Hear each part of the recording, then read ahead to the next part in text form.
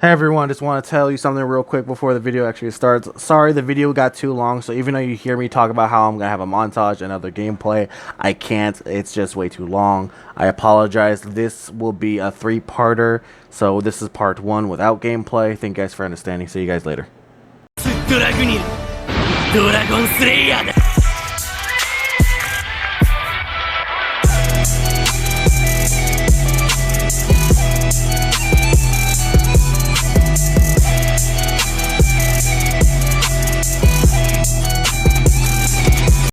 Hey everybody, it's your boy King of Games 80. Welcome back to King's Nation, guys. I'm here at the Halo Infinite flight or closed beta, however you want to say it. I got to be one of the lucky few or many few, I don't know, to actually test this out. So let's not drag this out. I didn't get to stream everything, so I'm kind of puzzle piecing this video together, so bear with me on that. So one of the first things I want to notice is let you guys know that they've gone back to their roots, to the days of Halo Reach and Halo 3. This is exciting. At the same time, this is also a little bit concerning because graphically this doesn't look like this is a next-gen console game, but then again, this was done intentionally and it looks really good. Don't get me wrong, I just more of a fan of the Halo 5 new shiny graphics, everything's so shiny type of deal. This one's more nitty gritty, if that makes any sense to you guys. One of the things also I noticed is that Spartan Charge, Spartan Ground Pound, and even the boost is completely removed from this game. And I kind of disagree with that. Yes, Ground Pound and yes, Spartan Charge. A lot of people would abuse it and spam it. But I think boost was a really helpful tactic for 5 and very unique to that game. And it would be even more so for Halo Infinite. But they kind of backtracked and really took that out, which is really disappointing. I would love to see it make a return, hopefully maybe later. Nothing has replaced it. We have a slide now. You also feel like you jump higher than what you do before, so that's also very interesting to say the least.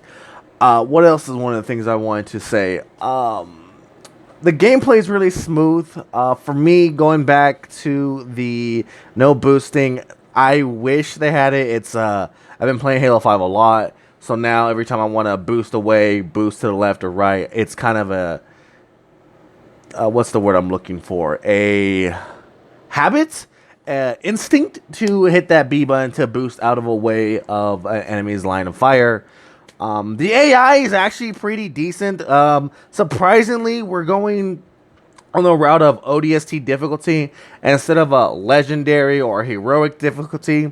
Hopefully we'll have more AIs, higher level difficulty. I'm assuming maybe Spartans will be the highest difficulty you can get.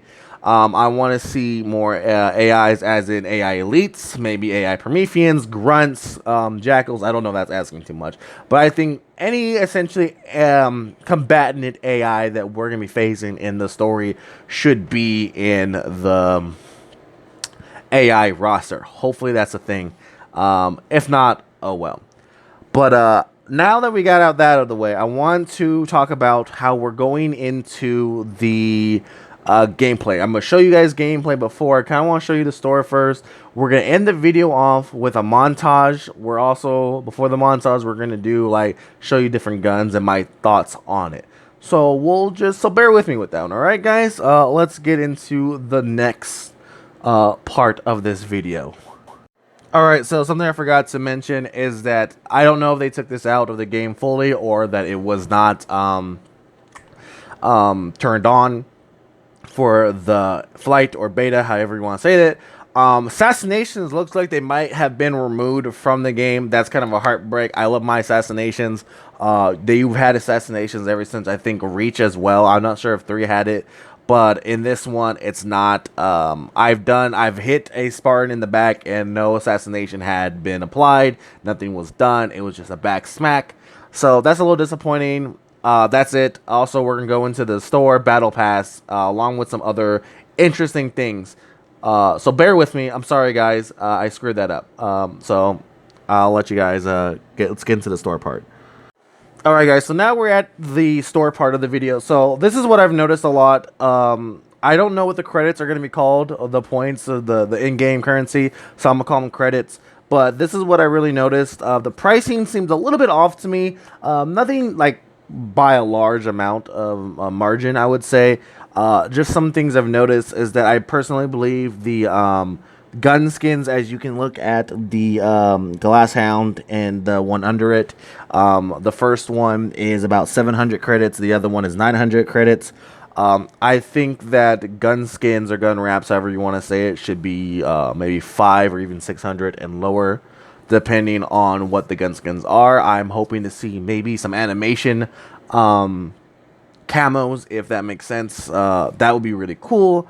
Also, I've noticed that, interesting enough, that if you look at the armor, it's up at the top. You see the helmet, and if you look up from that, it's armor coating. That's essentially the color schemes of the armor that you're going to be wearing.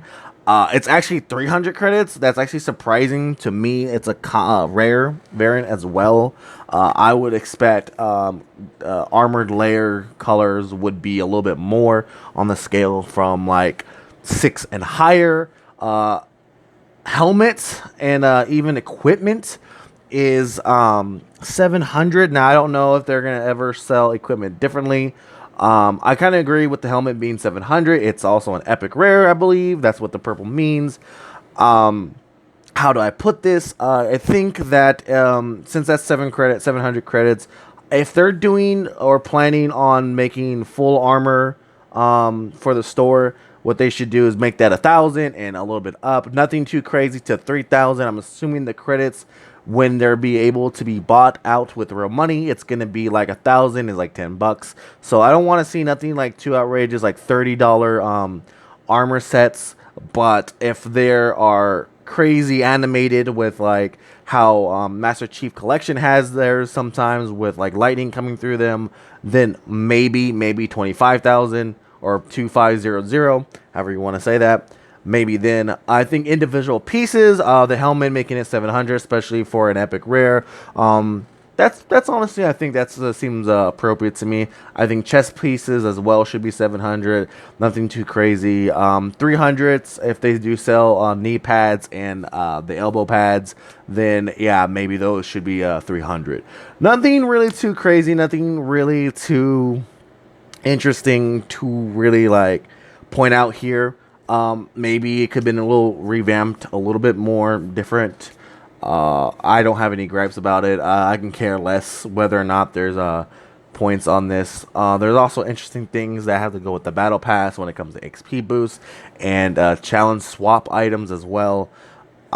There's also something I'm gonna have to disagree with what I've noticed playing this, and I'll let you know in the next step when I am talking about the battle pass. Hopefully I explained everything in the store and I didn't really forget anything. Yeah, alright guys, next part, battle pass. Nope, it looks like I did forget something. So something I noticed is that if you look at the equipment and you look at the helmet and the equipment actually have their own manufacturer and along with their own lore. I think that is pretty cool. You should be seeing screenshots of it right about now or during as I was talking. Now let's get into the battle pass. Alright, so this is the battle pass part of the video. So now that we're here at the battle pass section of this video, I'm going to compare it to the other battle passes that I know, since essentially Rocket League's battle pass, Fortnite, and even Apex. Right off the bat so far, even though this is like they have this little neat like closed season 0 battle pass, nothing honestly too impressive with this season 0 battle pass. If this was the in-game actual official launch, I wouldn't really be bothered to buy this battle pass. But they did give us credit to free credit to essentially buy it out, test, and see how it works. Some of the things I liked, as you see the armor that's on screen right now, I like that. Kind of reminds me of a Gundam. There was other things that I just forgot to put in here. There is a visor that looks really clean. It's called the Dragoon. It looks nice. It's nice and red. Nothing like unique armor pieces is really grabbing my attention. I did notice that certain tiers have 2 rewards for crossing, which is if you complete tier 1, you get something called a challenge swap and helmet, along with if you do clear 2, then you get the nice old armor decal or whatever you want to call it. and an XP boost. I don't know really how much the XP boost really affects. I didn't really get to test that part out. I was just too busy doing multiplayer, and I wasn't even thinking of like making this video at the time. So I'm kind of underprepared for that. So my apologies for that.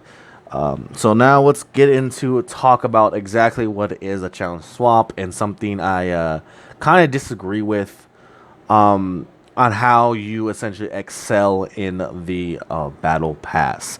So all the other battle passes that I've had the misfortune or pleasure of getting, even Call of Duty, I forgot to bring that up, is when you play matches, you get XP, and that XP goes towards the battle pass, and you level up in tiers like that. On this one, it isn't. It doesn't seem like that's the case. On this one, you have challenges, and by completing those challenges, you get certain XP. I believe if I show you right about now, give me a quick second. So as you guys can see here, you're going to level up the battle pass by completing these challenges and not actual matches. So that's kind of disappointing. I don't like that. So essentially what you're gonna have to do to level up the battle pass is complete these challenges, and they're not too difficult to say the least. Obviously we didn't get to test out a lot in the multiplayer, mostly Slayer and with 2 maps as well. So we didn't really get to see how like big team battles gonna play out, SWAT, or even capture the flag. I don't even know if they're gonna have a Husky raid. I hope they do. That'd be kind of cool. Anyways, so what you're going to have to do is complete these challenges. But if for some reason you have difficulty completing a challenge, something's too hard, or maybe you don't like a certain game mode and you don't want to play that match, there is a thing called a challenge swap, which I kind of showed you a little bit. You saw in the store. Essentially, it's exactly what it sounds like. You don't want to play the capture the flag mission? Fine. Swap it out. Use the item. You swap it, and you will get a brand new challenge. Now, you don't get to pick the challenge. It's random. Also, let's say you have 5 challenge swaps. You can swap the same challenge 5 times until you run out, essentially. So there's that. I don't like that because essentially the XP boost and the challenge swap is a 100 credit bundle. If they ever sell them separately, they're going to be like 50 credits, I believe. I feel like, I don't know, I feel like that's a good way to waste your money to progress in a battle pass that may or may not be worth it. Luckily, they're not going to, hopefully you don't seem pressured into buying one. I know I wasn't. This was free credits that were given to me by 343 or Halo Waypoint, whoever is in charge of this thing. So yeah, there's that. Now we're going to go on to something cool, some of the armors and some of the things I've noticed about them. Okay. Alright, so I know I was talking about some of the armors and maybe the customization here, but I wanted to show off some of the visors and some of the armor decals that I really liked, and some of the unique functions like Scorpion Punch, Aesthetic Gold. This looks really cool. It's shiny. We also have Bleached Bones. This is cool. I really wish they incorporate the turquoise a little bit better. Like I said, this one looks really cool. I'm going by this really fast. I'm sorry, guys. Cosmic Corruption. This also looks pretty neat. I like it a lot for some reason. I don't know why, but it's really enjoyable. Same thing for this color as well. But actually, funny enough, we're going to go into the customizations for this one. All right, guys, here we go. Alright, so honestly, I really did not know how to show this part off because there's so much to really unpack here with this next segment. So I'm going to show you different pictures, why I ramble on, and essentially, hopefully, you can explain this for you guys so you can see all this. So we have more customizations than ever before, or not ever before. 3 in Reach, I believe, had massive customization options, unlike 5 and 4. So that's really cool. As you can see, all the different, we have visors, helmets, even color palette, and shoulder pads, knee pads.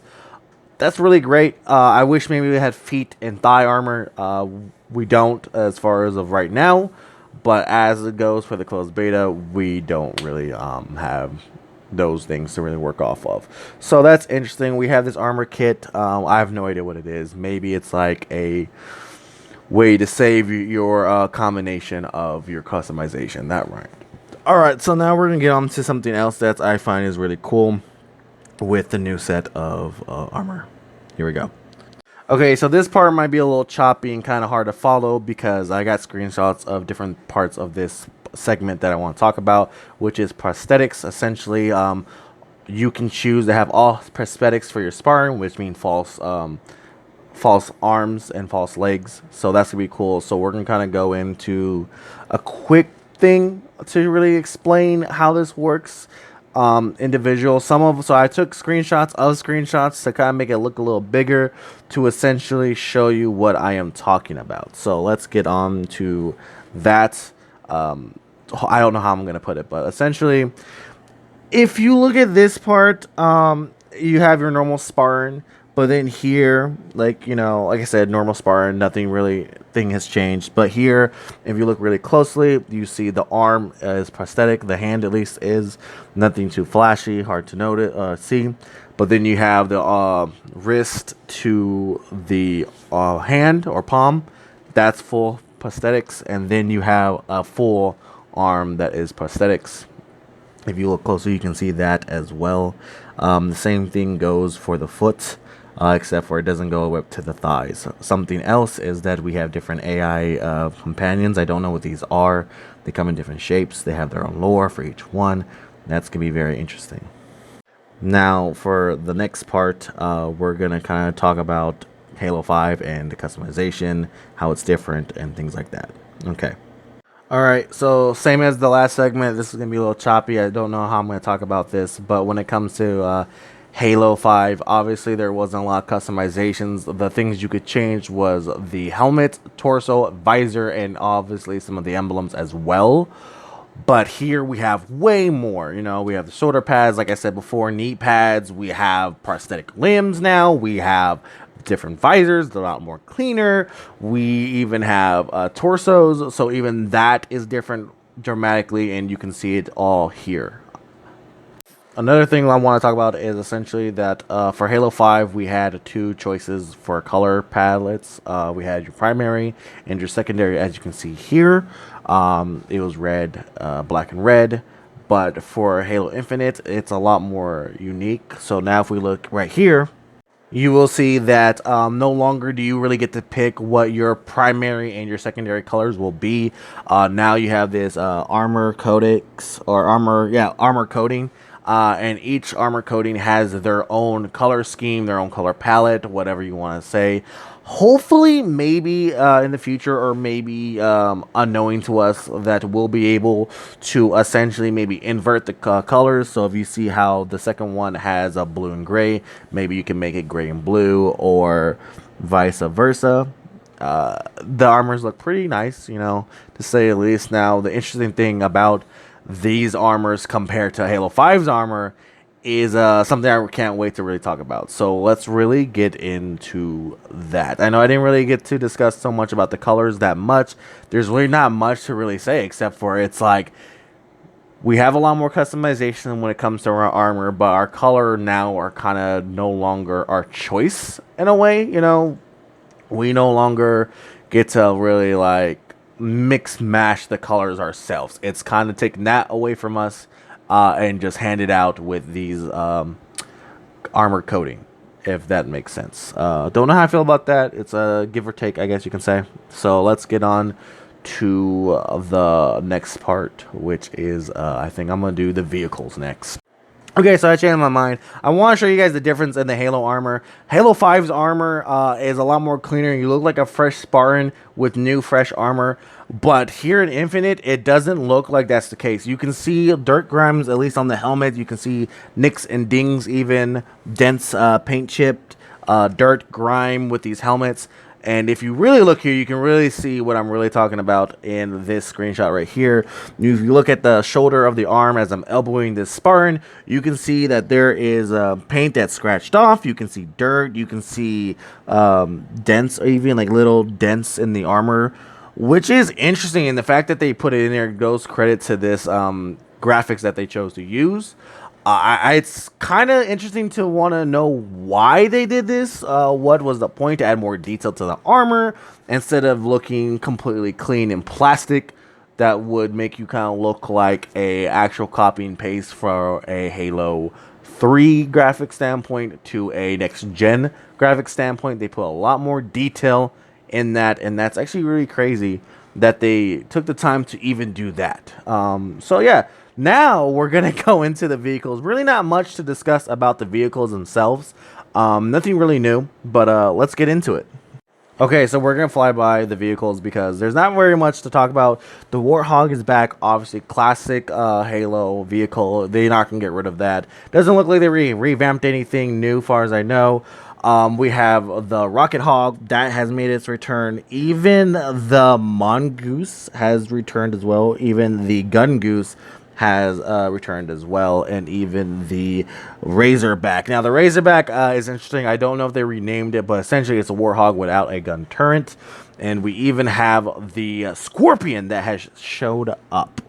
And it's honestly iconic. The Scorpion was really useful when it came to Warzone. I don't really know why I put so much energy in saying the Scorpion.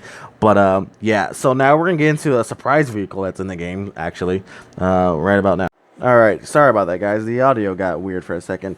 Anyways, guys, as you can see, the Wasp from Halo 5 has made its return in Halo Infinite, which honestly takes me by surprise, considering that a lot of people, in my opinion, had complained about the Wasp being very weak. And from my first-hand experience, this is very true. You can get shot out of the Wasp pretty easily in 5. You could even get your Wasp even destroyed quite easily, regardless of the variants that you had, whether it be the Oni Wasp or the Hannibal Wasp.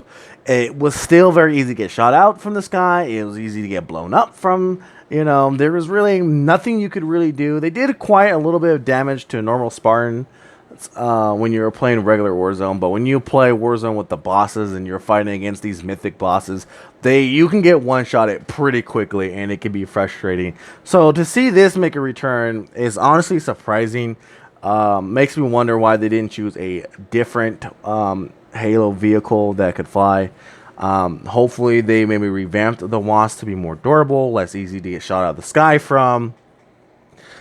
Maybe it's because you're going to have to maybe fly around in certain parts of the campaign. I don't really know. But this Wasp definitely could not hold up against a normal Banshee. So I don't know what they're thinking. I would have preferred a different UNSC flying vehicle. Maybe like the Eagle or even the Falcon. I think they had that once. That's pretty much it. Besides one last thing, guys. Halo Infinite doesn't really have its flaws, or it does have its flaws. I've been frozen. I have been... Hang on, guys. I'm running out of time. Give me a second. Okay, so like I was saying, my thing was running out. So like I was saying, Halo 5, Halo Infinite definitely has their flaws right now. It's to be expected. This is a beta, obviously, or testing flight. This is what we're here for. I've been frozen in game. I have been lagged out of the game. I have been kicked from the entire game completely, where I had to go restart it. Even here, you see a Spartan is missing, supposedly, or not supposedly. What's supposed to be there is actually a Spartan. I'll show you guys right about now.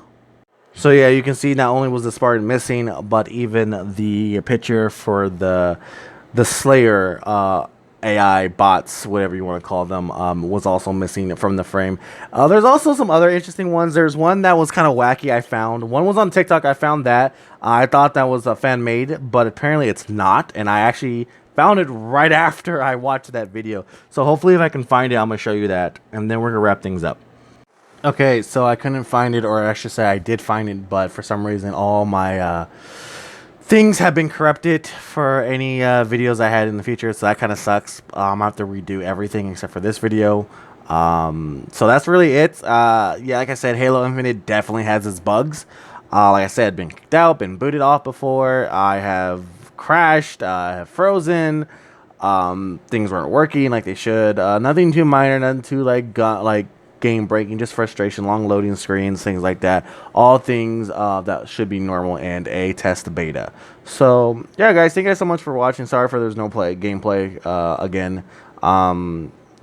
The video is a lot longer than it was supposed to be. I didn't realize just how much I had to get through everything. Alright, guys, thank you guys so much for watching. This has been your boy King Games A, broadcasting on Twitch, uploading to YouTube. Well, not Twitch this time, but uploading to YouTube, so that's the thing. See you guys later, and the next video should be Halo Infinite gameplay with the weapons and all that, and all the variants that are there, the ones we got to test out. Alright, guys, see you guys later.